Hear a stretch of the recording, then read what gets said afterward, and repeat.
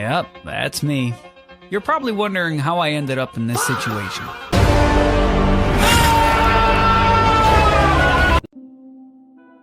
For the past 2 years, I pretty much found myself in the same cycle over and over.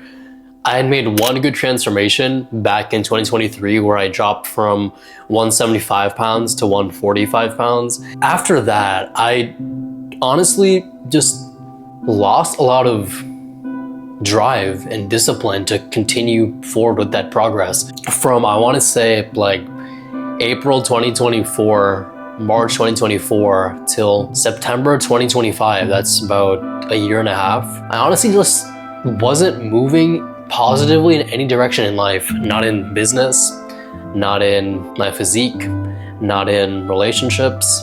Now, like looking back and remembering the times I had, which was mainly for me, my sophomore year of college, it was a very depressing year, to be honest. I had so many random issues. I just wasn't sure what the root cause was. I had really bad cystic acne, completely cover my cheeks. My skin was literally peeling even though I was moisturizing every single day. I'd wake up with random rashes on my back or on my arms. I'd have random hair loss and shedding. I would wake up almost every morning of my sophomore year of college not happy to be awake. And that's something that's hard to admit for me because I see myself as a very strong person, and I know I am. But to be honest, like sophomore year of college for me, I really just didn't like myself. I didn't like the person I was, the person I was going to become, the habits I did. I just didn't like myself. I remember, like, if I was to run through a day of it with you, I would wake up at like 12 p.m., 1 p.m. The first thing I do is go on my phone and scroll Instagram or YouTube. And that was a lot of my life in sophomore year. I would do something, just staying in bed. And I'd stay in bed until like 3 or 4 p.m.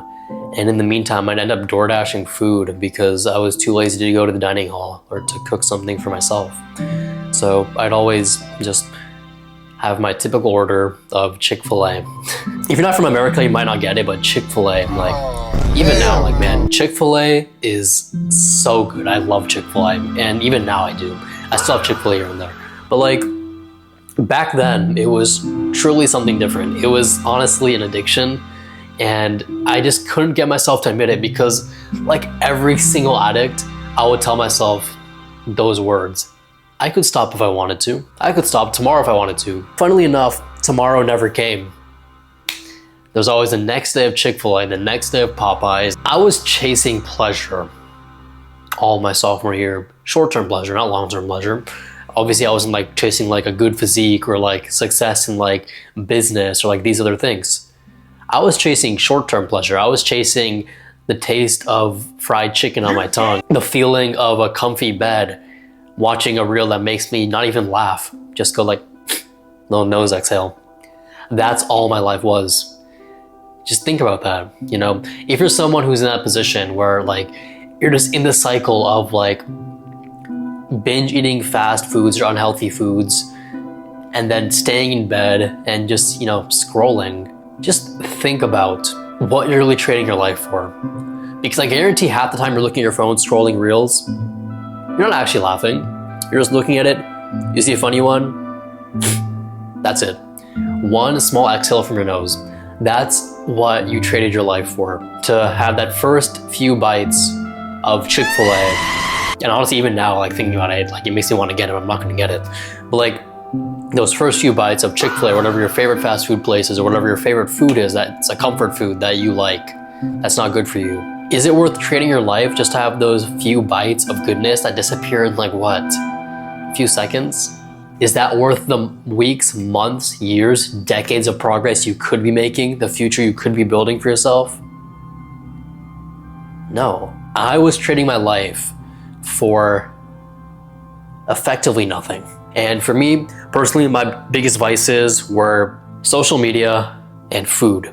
If I like really lock in on these two, I will make progress. Never forget, the hunt ends when you're full.